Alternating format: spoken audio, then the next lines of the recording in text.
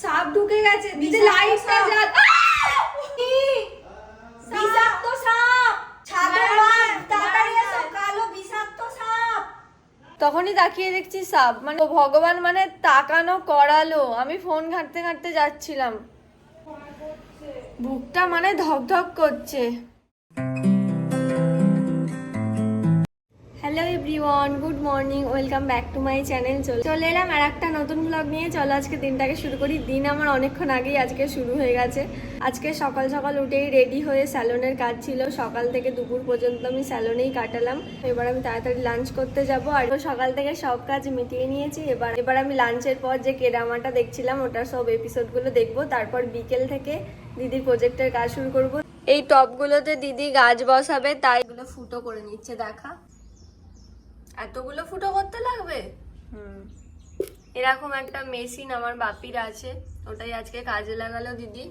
এটা দিয়েই করি, এটা টব ফুটো করার জন্যই বাপি এনেছে। না, বাপি অন্য কাজে এনেছিল। এখন এটা এই টবগুলো দেখতে খুব সুন্দর, এগুলো মিশো থেকে নিয়েছে দিদি। আগে একবার ছোট এসেছিল, তোমাদের একটা আনবক্সিং ভিডিওতে দেখিয়েছিলাম, তো ওটারই এটা বড় সাইজ। হোয়াইট কালারের টবগুলো কিন্তু খুব ভালো লাগে। আজকে এগুলোতে গাছও বসানো হবে। কি কি গাছ বসাই তোমাদের দেখাচ্ছি। গাছটা কত ছোট ছিল, এখন কত বড় হয়ে গেছে বল। কত ছোট্ট বসিয়েছিলিস, এখন কত বড় হয়ে গেছে। এই সাইডের গাছটা দিদি ভাবছে টবে বসাবে, কিন্তু এটা তোলাই মুশকিল, তোলা যাচ্ছে না। আর কি কি গাছ বসাবি? এগুলোই অনেকগুলো তো আছে। এই টবটা চেঞ্জ করবি, তাই তো? এটা বাইরে। আর পাঁচটা কি কি গাছ বসাবি? এটা তো একটা হলো, আর এটা তোলা যাবে। এই গাছটা বসাবি, তাই তো? এটা তোলা যাবে, দুদিক থেকে তুলতে হবে। টবটাকে গাছটা দেখতে খুব সুন্দর, এই গাছটা।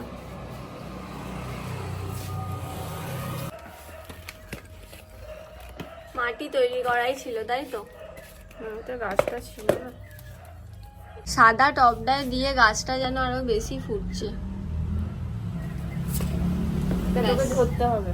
কোনটা? গাছটা ধরছি। ব্যাকা হলে ব্যাকাই থেকে যাবে। ঠিক আছে।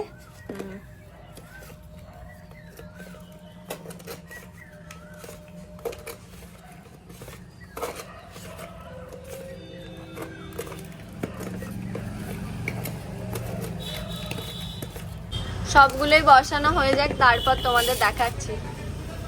আর এই ফুলগুলো দেখো কত সুন্দর লাগছে, সব কালারেরই এগুলো আমাদের বাড়িতে আছে। সাদাটা আর হলুদটা, হ্যাঁ এখনো অনেক কালার আছে, কিন্তু তাও দেখ কতগুলো কালার আমাদের আছে। গুলো কালারই আমাদের আছে, একটা দুটো তিনটে চারটে পাঁচটা ছটা কালার আছে আমাদের। এটা তো হালকা হয়েছে।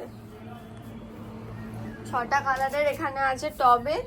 আর মেন হচ্ছে এই বড়টা, এই কালারটা খুব ডিপ, খুব সুন্দর একটা কালার এটা। আর একটা গাছ এই টবটা থেকে তোলা হলো। এটার মাটিটা খুব ভালো, বল দিদি? টবটা মুছতে হবে। হ্যাঁ, সাদা টব তো, একটুখানি কিছু হলেই দাগ হয়ে যাবে। এই পাতাগুলো একটু ধুয়ে মুছে নে। পাতাগুলো কেমন হয়ে গেছে। এবার এগুলো সব ওপরে রাখা হবে, আমাদের বারান্দায় ওপরে। এখন দিদি ভালো করে গাছটার পাতাগুলো মুছে নিচ্ছে। আর কি সুন্দর চকচক করছে, মোছার পর পরিষ্কার হয়ে গেল গাছটা একদম। কি সুন্দর গাছের এই ব্যাপারটা, মানে এই কালারগুলো। এটা মুছতে তো হবেই, বাইরে ছিল না ধুলো। মোছার পর কালারটা এত ভালো লাগছে গাছের। আমাদের গাছ বেড়েই চলেছে একটার পর একটা। এই গাছটা কিন্তু খুব ভালো লাগছে দেখতে। এটা আমি কোথা থেকে আর এনেছিলাম খুব জানিস? সুন্দর ছড়িয়ে হয়েছে ইউনিভার্সিটি থেকে, চুরি করে। আমার দিদি এই গাছটা ইউনিভার্সিটি থেকে চুরি করে এনেছিল। আর কতগুলো এনেছিলিস? 4-5টা এনেছি। তুই একা এনেছিলিস না আরো কেউ? আমি আর সাবানা। দিদি আর দিদির বান্ধবী এই গাছগুলো চুরি করে এনেছিল। সাবানা দিকটা হয়েছে জানি এইটা থেকে, কিন্তু অনেকগুলো গাছ হয়ে গেছে, তাই না? না, ওটা আলাদা গাছ। কোনটা? আর একটা যেটা এনেছিলি? এইটা থেকে একটা গাছ এনেছিলাম, 4টে গাছ হয়ে গেছে। ইউনিভার্সিটির গার্ড থাকে, তাই তো, যেন গার্ডেনের গাছ না চুরি করা যায়। গাছ ছিল, CCTV থাকে, আমরা সকাল সকাল লাইব্রেরি গিয়ে গাছগুলো মানে স্পেশালি গাছ সেদিন চুরি করবে বলে সকাল সকাল গিয়েছিল, গিয়ে গাছ চুরি করে এনে গাছটা নিয়েছি, নিয়ে তাড়াতাড়ি করে ব্যাগের মধ্যে ভরে দুজনে মিলে বেরিয়েছি। এবার এত গাছ, বইয়ের মধ্যে তো কাদা লেগে যাবে, যে একটা চায়ের দোকানে এসে ইউনিভার্সিটি থেকে গোলাপবাগের মোড়ে উঠতে একটা চায়ের দোকান, বর্ধমান ইউনিভার্সিটি, দিয়ে চায়ের দোকানে একটা ছেলে ছিল, আমরা একটা প্যাকেট চাইলাম, ও একটা প্যাকেট নিল, আমি একটা প্যাকেট নিলাম, দিয়ে দিল প্যাকেট ফ্রিতে চায়ের দোকানওয়ালা।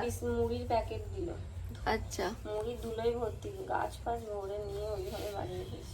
কি খুশি সেদিন বাড়িতে এসে, ইউনিভার্সিটি থেকে গাছ চুরি করে এনেছি, গাছগুলো দারুণ, সে আলাদাই খুশি হয়ে গেছে। ভালো ভালো 3 বছর হয়ে গেছে না, আরো ভালো ভালো গাছ, 3-4 বছর হয়ে যাবে, আরো ভালো ভালো গাছ এনেছিল। ওগুলো কি হয়েছিল বলতে, এখানে বসিয়ে রেখে মেসে চলে গিয়েছিলাম, অযত্নে মারা গেছে।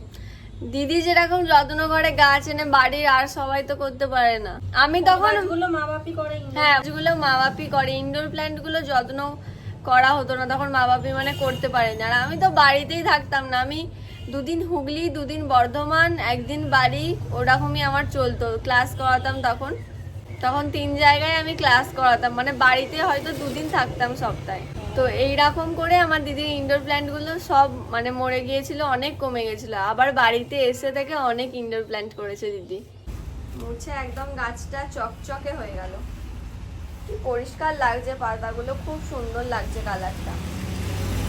গাছগুলো এবার বসানো হয়ে গেছে, এই গাছটা নতুন বসানো হলো, কি সুন্দর লাগছে দেখো। আর এখানে এই সাদা টবটায়, এই টবগুলোতে বসানো হলো সব, আর এখানে আছে। A few moments later. সাপ ঢুকে গেছে, দিদি লাইটটা জ্বাল। বাপি, বিষাক্ত সাপ, ছাদে বাঁধ, তাড়াতাড়ি এসো, কালো বিষাক্ত সাপ। আমি তো পুরো ভয় খেয়ে এসো, গেছি। পুরো কালো সাপ। না বাপি, ওই সিঁড়ির ওদিকেই যাচ্ছে কিন্তু। এসো এসো, টবে আছে, এসো তাড়াতাড়ি। হ্যাঁ, তুমি উঠে এসো, তুমি উঠে এসো। দাঁড়াও, তুমি ওখান দিয়ে এসো না, ওখানেই আছে সাপটা। এই যে এখানে টবে, হ্যাঁ? কি বড় সাপ, পুরো বিষাক্ত সাপ। জাত সাপ। এখানে এলে কি করে রে? কি করে এখানে এলো বুঝতে পারছি না। কি বলা সাপ? এই, পুরো ওখানে আমি সোজা হাঁটছি, বারান্দায় দেখছি বারান্দায় শুয়ে আছে। না বাইরে ছেড়ে দিয়েছো, একবারে মেরো না, এই, মেরো না, ইয়ার কি করছি না, ও তো আমাদের ক্ষতি করেনি। মেরো না বাপি, মেরো না, মেরো না, জাত সাপ তো। মেরো না, তাহলে ওই দুদিকে ফেলে দিয়েছো। মারতে হবে না, বাইরে ফেলে দিয়ে আসো। না না, মেরো না, মেরো না বাপি, কিচ্ছু করবে না, সাপটাকে বাইরে ফেলে দিয়ে আসো, ও তো কিচ্ছু আমাদের করবে ক্ষতি না। করেনি, ওদেরকে ফেলে দিয়েছো। আমি এরকম সোজা যাচ্ছি আর দেখছি পুরো সাপটা সামনে, আমি যেই চেঁচিয়েছি সাপটা পুরো সাইডে চলে গেছে। দিদিকে আমি ডাকছি, দিদি সাপ সাপ তাড়াতাড়ি আয়, দিদি বলছে তুই মিথ্যে কথা বলছিস, মানে আসছেই না। আমি অবাক হয়ে যাচ্ছি, সাপ কি করে এলো আমাদের ওপরের ঘরে। কোনোদিনও এরকম আসেনি, সাপটা যদিও ছোট ছিল কিন্তু সাপটা খুব বিষাক্ত। ওই সাপটা কি সাপ বেশ, হ্যাঁ, বাপি বলছিল কালো রঙের খুব বিষাক্ত ওই সাপটা। এত ভয় পেয়ে গেছি, সাপ চলে আসছে, ভাবো বারান্দা চলে আসছে, এখন বেডরুমেও চলে আসতে পারতো যে কোনো সময়। মনে হয় ওপরের ছাদ দিয়েই এসেছে, আমার মন বলছে, কারণ জানালা তো খোলা ছিল না। কেমন একটা হচ্ছে, টেনশন টেনশন, পুরো চারিদিকে দেখে হাঁটতে হবে। বারান্দার লাইটটা অফই থাকে, ফোন দেখতে দেখতেই আমি সোজা যাচ্ছিলাম, কি মনে হলো ফোনটা আমি আর না দেখে নিচের দিকে পায়ের দিকে তাকালাম, তখনই তাকিয়ে দেখছি সাপ। মানে মানে কি বলবো, ভগবান মানে তাকানো করালো, আমি ফোন ঘাঁটতে ঘাঁটতে যাচ্ছিলাম, বুকটা মানে ধকধক করছে। হ্যাঁ গো, ছাদ দিয়ে এসেছে মনে হচ্ছে, গোটা বাড়ি পরিষ্কার, কি করে সাপটা কি করে কোথা দিয়ে এলো বুঝতে পারছি না। হ্যাঁ, একতলা ছাদ দিয়ে এসেছে দিদি, একতলা ছাদটা পুরো খুলে রেখে দেয়।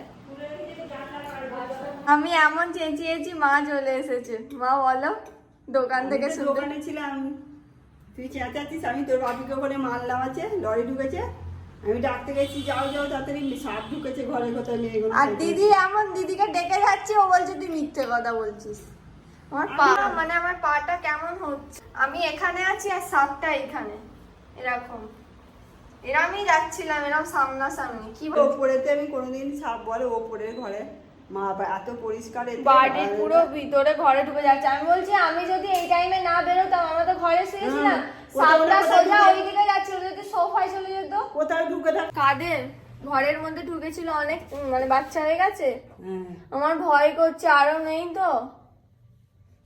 আমারও ভয় করছে, ঘর থেকে আবার বাচ্চা ফুটে বেরোচ্ছে না তো কোথাও। ছোট ওদেরও তো এরকম ধরা সব। ওরা ওরা কি করেছিল, দেখছিল কোথায় সাপটা ঢোকে, এবার ওরা দেখছে খাটের নিচে একটা গর্ততে ঢুকে পড়েছে। আমার ভয় তারপরে করছে। গর্তটাকে খুঁড়ে দেখছি অনেক ছানা। আমাদের এখানে কোথায় গর্ত, কোথায় ঢুকেছে, হাওয়া দিচ্ছে গরমে। কি করে কোথা থেকে এলো? এইটা আমার এক মনে হচ্ছে এইটা না, নিচে থেকে এসেছে। নিচে থেকে ভয় পেয়ে গেছি একদম। দিদির প্রজেক্টের ড্রয়িংটা আমি শুরু করব বলে মানে তাড়াতাড়ি কালার, তারপর আর্ট পেপার এগুলো সব নিয়ে আসতে যাচ্ছিলাম অন্য ঘরে। আর যেতে যেতেই দেখছি এরকম মানে সাপটা এমন হলো, আমার এখনো বুকটা ধক ধক করছে। কি বল, মাথার চিন্তাটাই পুরো পাল্টে গেল। এখনো আমি শান্তিতে ড্রয়িং করব কি ঘরের চারিদিকে দেখছি এটা কি করে হলো, কোথা থেকে এলো কিছু বুঝতে পারছি না।